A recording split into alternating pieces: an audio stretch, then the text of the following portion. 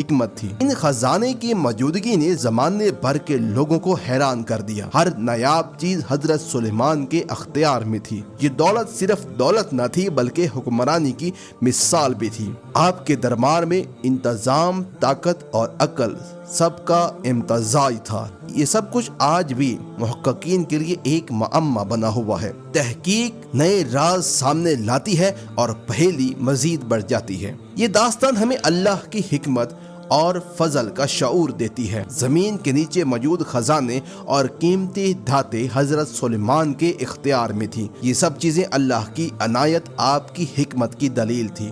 Bible کی کتاب if Kings میں حضرت سلیمان کے خزانوں کا ذکر ہے۔ سالانہ آپ کے پاس آنے والے سونے کا وزن 22,370 کلو گرام بتایا گیا ہے۔ دیگر قیمتی تحائف بھی آپ کے پاس آتے تھے۔ عرب کے مختلف بادشاہ سونا اور قیمتی سامان حضرت سلیمان